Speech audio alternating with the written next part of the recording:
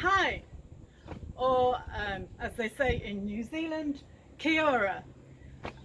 You're right, that's not a New Zealand accent.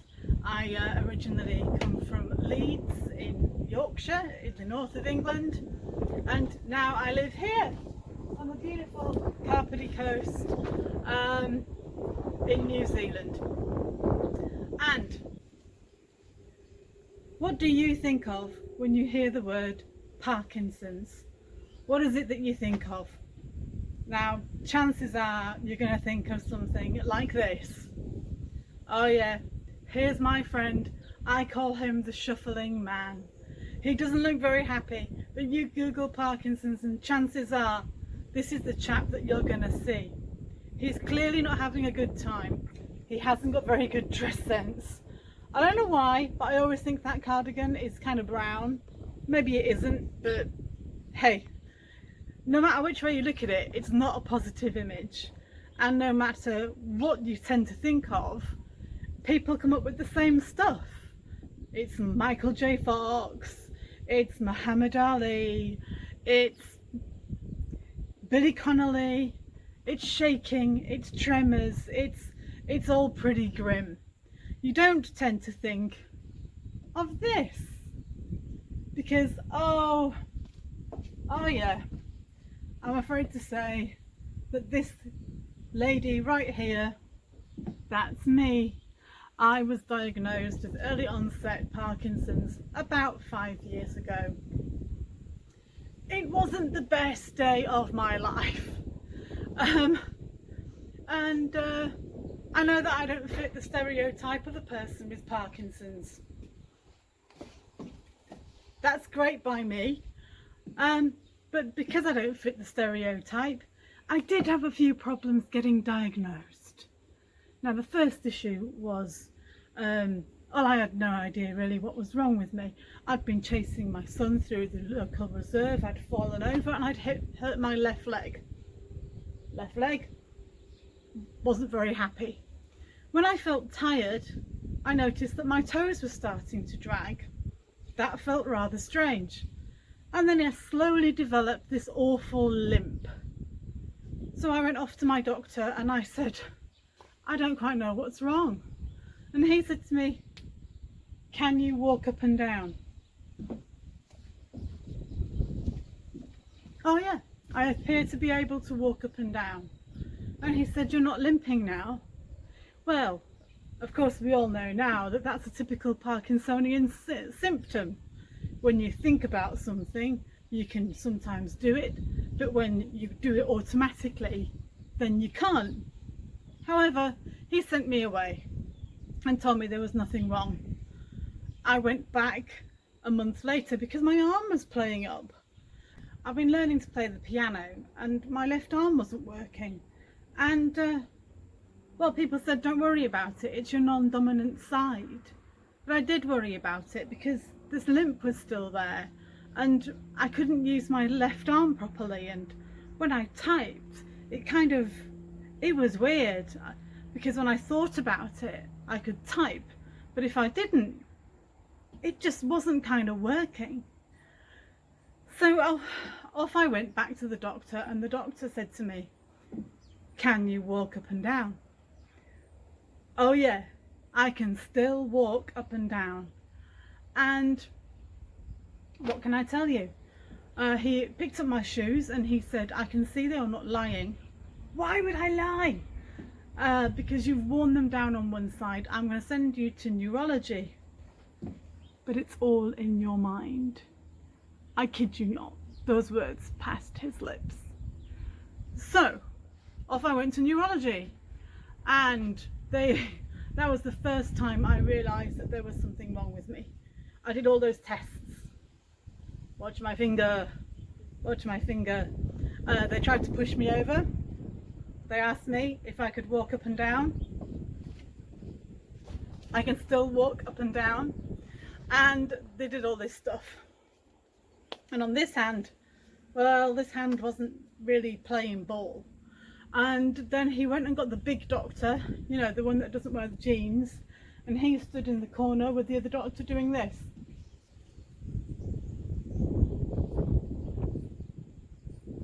I said, excuse me, what do you think is wrong with me?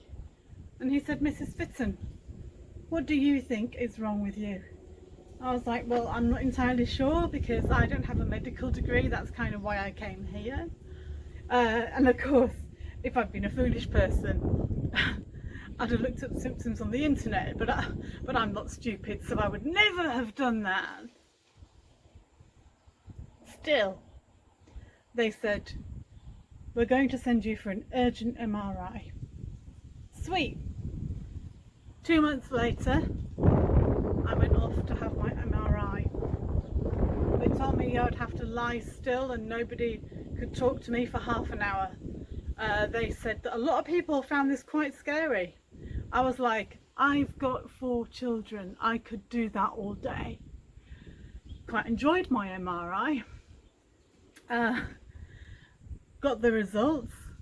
I eventually went down to the hospital and a very nice neurologist came to see me, and the first thing he said was, can you walk up and down? I can still walk up and down. He did all the usual stuff, tried to push me over, did all this, gazed at my face, did all this, and then he said, okay, I was putting my shoes back on.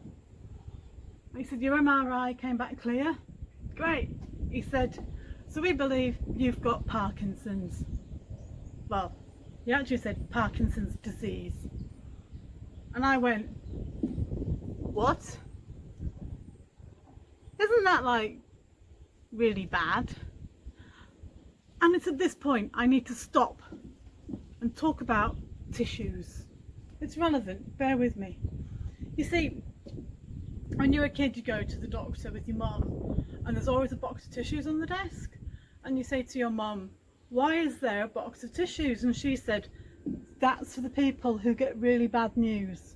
You never want to be the person who gets the really bad news. Right, you are then. So there I am, sat at a pivotal life-changing moment. The whole world kind of went and the doctor is saying words like degenerative and incurable and yeah, bad stuff, medication, and I realised that my eyes were kind of weeping, and I was crying. My husband reached in his pocket and handed me a handkerchief, and it still to this day astounds me that my doctor had gone, Mrs. Fitton, 41 years old, got a young family, thinks she's got Parkinson's. I don't need to check for a box of tissues because she's not going to be unhappy about that. Anyhow, I was then talking to the doctor about what it actually meant. I had no idea what Parkinson's disease was. And I said to him, well, you've mentioned medication and all this other stuff. I've got some questions. Is it going to kill me? He said no. And for the first time I heard that famous phrase, you don't die with, that famous phrase, you don't die of Parkinson's, you die with Parkinson's. Okay. Will I lose my mind? Although, to be honest, some people would say I've lost it already. And he said no. Okay. So you mentioned medication. Can I still drink? I mean, obviously drinking is very bad and not to be endorsed in any way, shape or form, but you know, I was 41 years old, I've got a lot of life ahead of me. And he said, yes, happy days. I was sent to go see someone who was going to give me some advice and help and explain my new condition. She looked at me with pitying eyes and she said the words, oh, you've got such a young family, you're so young. And I looked at her and said, I don't understand what I've got. And she said, as she put her hand on my shoulder, she looked deep into my eyes and she said, "You will be limited."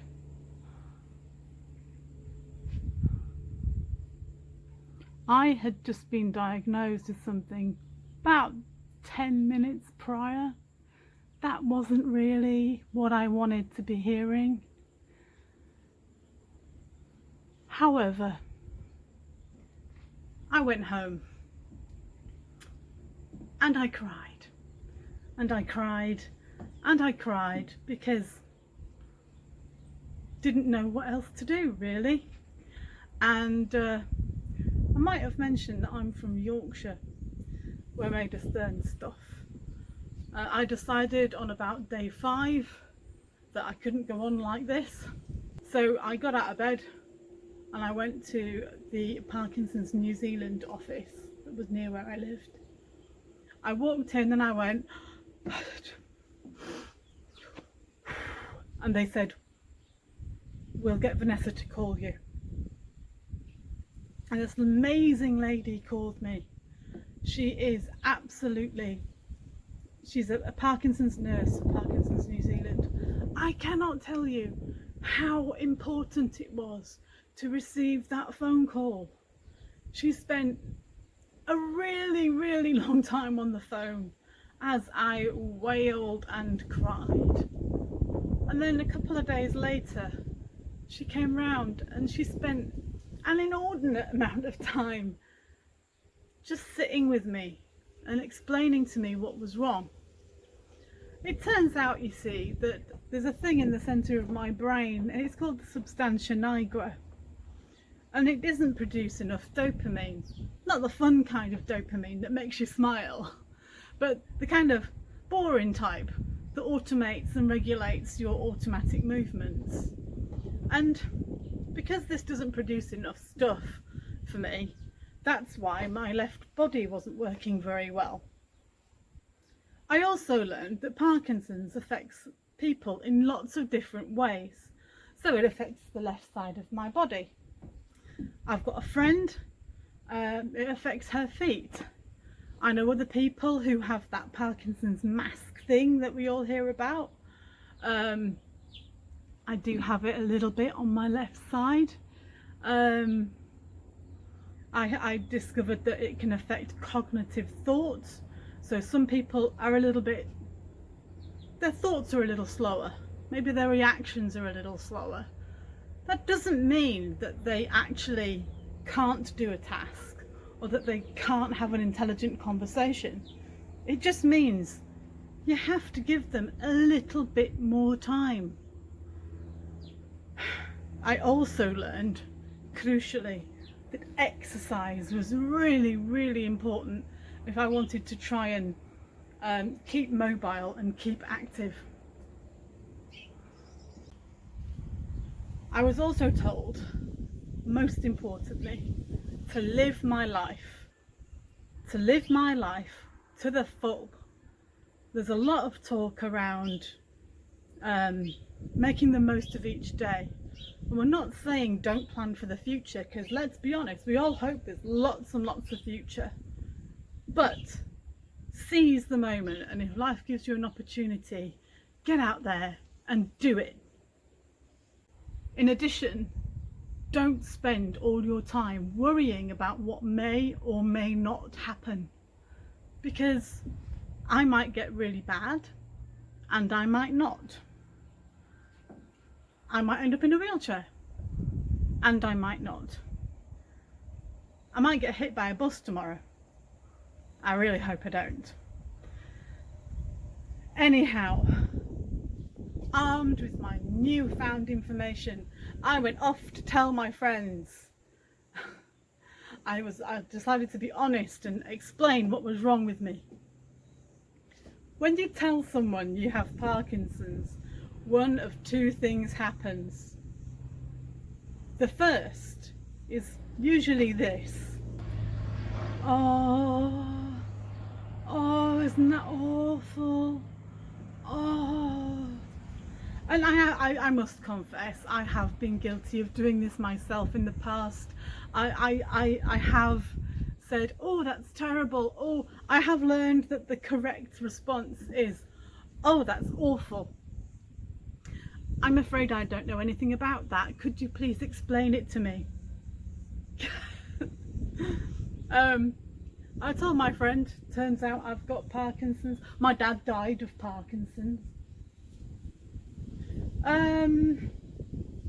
No, you don't die of, but no, he died of Parkinson's.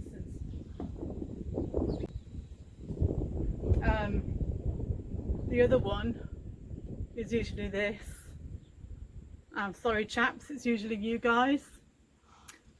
I was at an event once and someone said to me, yeah, I had to take my tablets. Oh, what will I get if I take them then? He had a good northern accent, even though I'm in New Zealand, honest. And I said, oh, you'll get a dopamine rush, but not the right kind. He goes, oh, no, come on, really, what's wrong? I said, I've got Parkinson's. Don't be stupid, that's that thing that old people get. Yeah, and me. Young people get it too. I've got Parkinson's. Now don't be daft, come on, that's that thing, no, come on, because you end up twitching with that and all that stuff. So at this point I called my daughter over. Right, come here. Tell the nice chap, what's wrong with your mum? She's got Parkinson's. I said, don't worry love, it's not catching. But people do react very, very strangely sometimes. And I just try and keep a bit of a sense of humour about it. Because they're more worried about it than you are most of the time. I have to take a lot of medication. Everyone who has Parkinson's takes a lot of medication. Get a room full of people with Parkinson's together, the first question is usually, how are you affected? Closely followed by, how many tablets do you take? Now, I don't take a lot at the moment by Parkinson's standards, although I still enjoy that inhale of shock when I tell people I take 14 tablets a day and they go, it's like, actually, hey, that's nothing. I went out for dinner once with a group of people with PD, and this chap come out and you can get all your tablets in little packets, and he came into the room and he laid them out on the table, like, woof, and we all went, whoa, is that for a week? He goes, that is for a day. But crucially, he said, every one of them works. I have to exercise a lot. I did some physio. I tried publicly funded physio, but they kind of weren't interested. They went, you look fine. I said, I would like to stay fine. And they said, come back when you're not. I didn't find that very proactive. I do a lot of Pilates, really badly. I do yoga. I'm not very good at that either, but I keep doing it, and that's the important thing, because without it I can't move. There are lots of different things out there. Boxing is really good. My friend Emma does karate. Not like that, because that's not actually karate, that's somebody pretending to do. You get the idea. Find something that you enjoy and get out there and do it. For ages I thought I couldn't walk again, or that I would never wear pretty shoes again, or that I wouldn't be able to run down the street. And I can, because I've worked really hard on it. And I'm not going to try and tell you that a positive mindset is going to help you to achieve anything that you want, because let's be honest, it isn't. If I'm in a wheelchair, no amount of positive thinking is going to help me climb a flight of stairs, but it will help me think of an alternative path, a different route.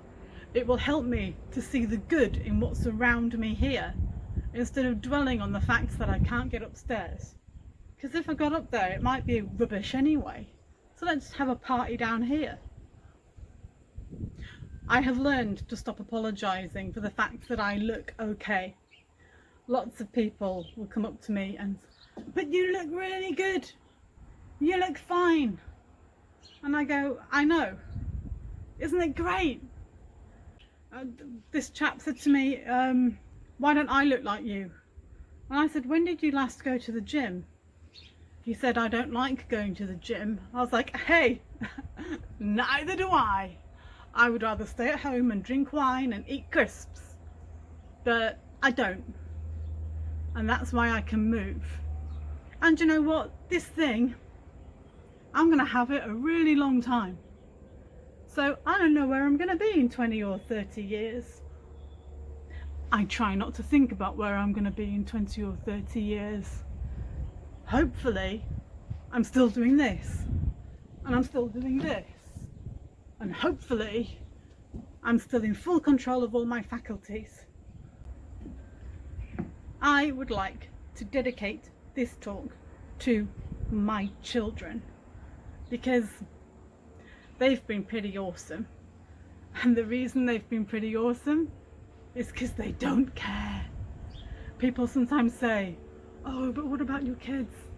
How do your kids cope? Actually, my kids don't give a damn. And I'm okay with that, because there's this awful tightrope you sometimes walk, that you want people to be aware that you have Parkinson's, but you don't want them to cut you any slack. But now and again, it gets you down and you need someone to give you a hug. And they're really good at that. And that's pretty cool by me. I got very frustrated with seeing very negative images of people with Parkinson's, which prompted me to start goodmoves.co.nz with a fellow Parkinson's sufferer, the amazing Kyriacou. Together we write a blog, and on that we just try and promote cheeriness, happiness, and a little bit of a lighter side of living with Parkinson's, instead of the constant, you will get worse, you will be ill, you are diseased, you are going to suffer and fail. We try and go, hey, that might happen, it may happen, let's have some fun while we still can, right? I also started doing this, speaking about living with Parkinson's, because as we all know, people my age that look like me don't have Parkinson's, which is rubbish, because there's heaps of us out there. So that's me, and I hope that you enjoyed this little thing, and if you did, that's great. Please contact me at kittyfitton.com, and if you didn't, then yeah, just forget it, right? So thank you for watching, and goodbye.